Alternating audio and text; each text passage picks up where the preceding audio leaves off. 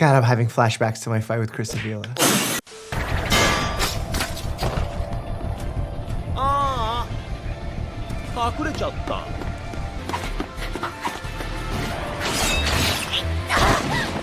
Oh gosh, so to start off with, we can see that she takes a slice to both ankles. And the main worry here would be whether he sliced through both of her Achilles tendons, which are the main tendons that attach your calf muscles to your feet, enabling you to walk.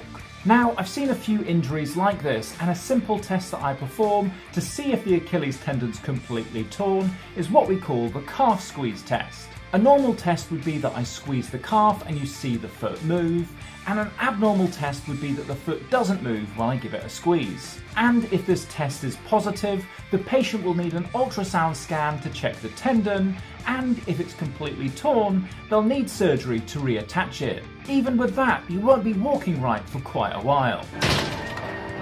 Oh, is that the Gucci store? Oh, it's the Vucci store. Mita!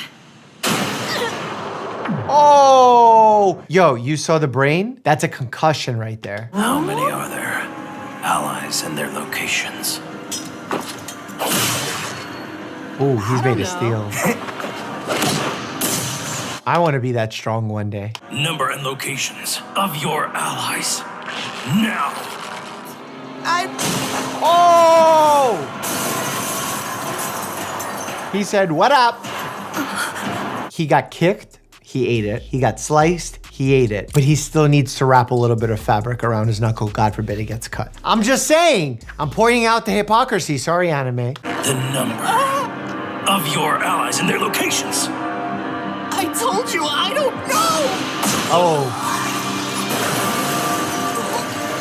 Oh, man. Hit him in the abdomen and he's bleeding. That's a bad sign. Not gonna last long, bleeding into the retroperitoneum. I'm sorry. That's the first time the dogs run today! And with that, the fight has begun!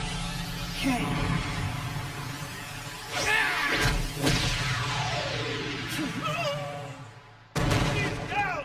John's down! We have a swift kick to the nuts. I think that's an excellent self-defense strategy, but Muhammad Ali Sr. wouldn't be too chuffed with the sportsmanship involved in that move. Trauma like this to the testicle can cause a testicular rupture, so opening of the testicle contents inside the scrotal sac.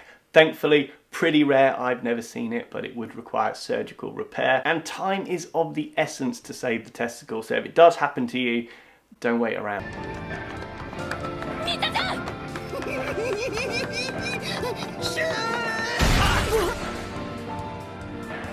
Oh, and next up, we've got a kick to the abdomen as well as the lower ribs. Again, I've seen many people come in who've taken a kick like this and fractured several ribs, which can be incredibly painful. And the other thing to consider is damage to the underlying organs, specifically the liver and the spleen. The dangers with a ruptured spleen is that it can lead to internal hemorrhage, and a direct blow to the liver with sufficient force can trigger your vagus nerve, leading to a drop in your blood pressure and heart rate, causing you to lose consciousness.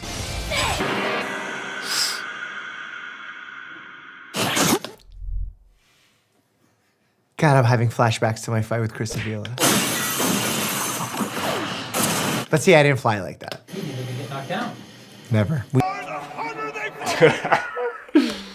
The bigger they are, the harder they fall. A bit of a, is that a compliment? When you get kicked in the nuts, where does it hurt? Okay, it does hurt around the nuts, but it also radiates up to the abdomen. The pain is actually referred there as that's where the testicles develop before they descend, so the pain still goes up through those nerves.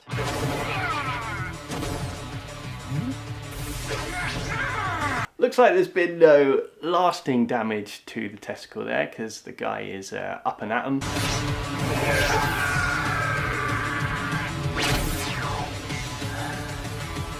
Joe's really got some momentum going. He's got this.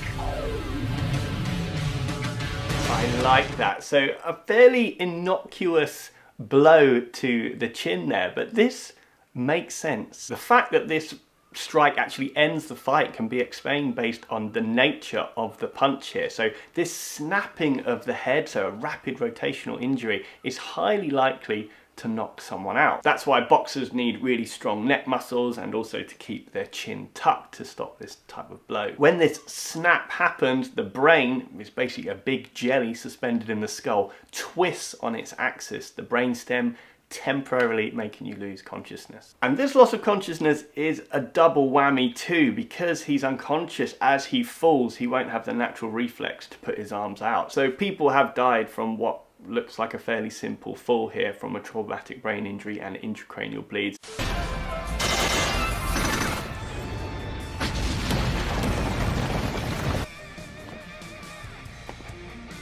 Mita-chan!